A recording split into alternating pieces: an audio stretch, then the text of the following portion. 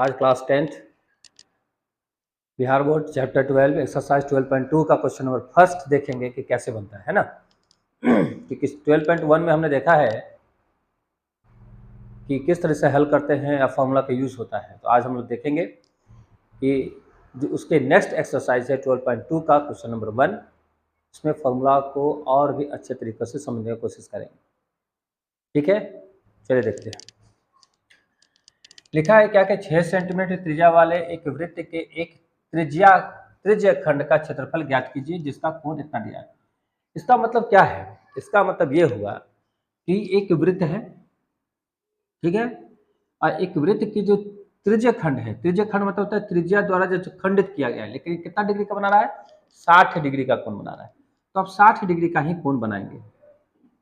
अनुमान से आप लगा लीजिएगा 60 डिग्री कोण कितना बनता है, और यहाँ पर 60 डिग्री का कोण बना दीजिएगा।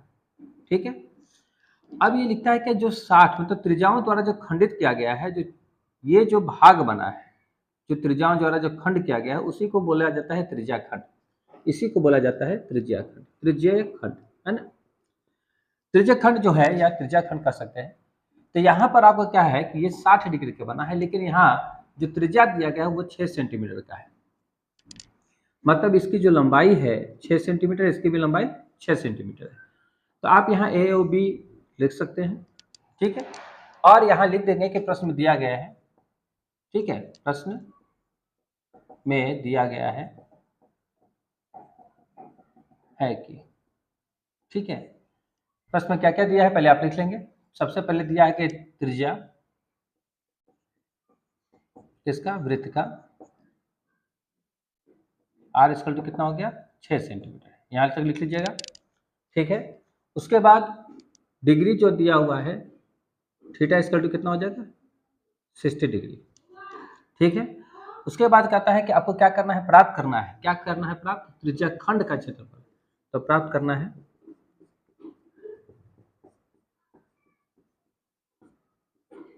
क्या? प्राप्त करना है त्रिज्या या त्रिज्या खंड का क्षेत्रफल। यही आपको याद बनाना है। ठीक है, अब क्या करें इसलिए, तो सबसे पहले क्या करेंगे हम लोग? फॉर्मूला इसका जानेंगे, इसका क्या फॉर्मूला होता है। इसलिए पहले हम लिख लेंगे इसके यहाँ। तो इसलिए त्रिज्या खंड, यहाँ वृत्त का लिख लीजिएगा। तो वृत्त त्रिज्या खंड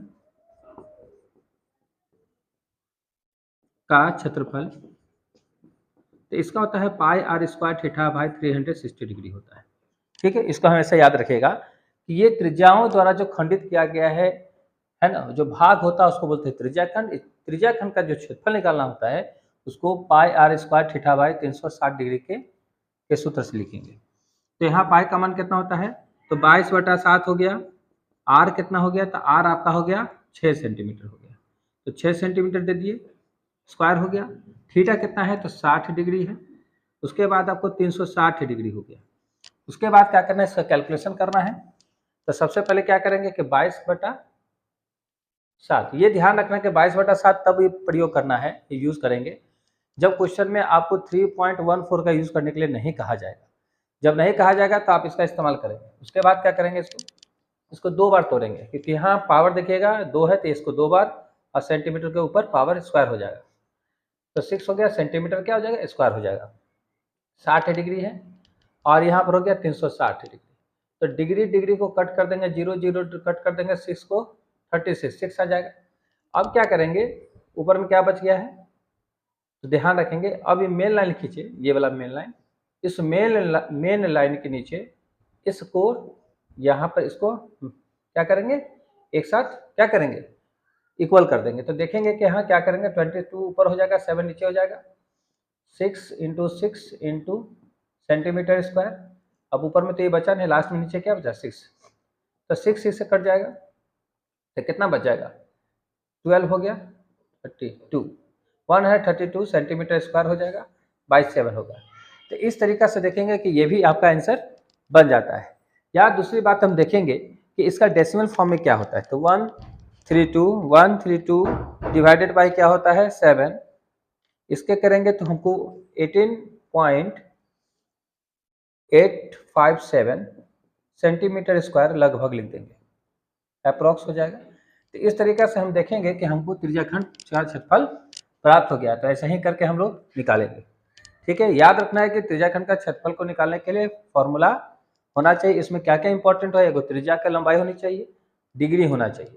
ये दो चीजें रहेगा तो आराम से बन सकता है। ठीक है, देखिए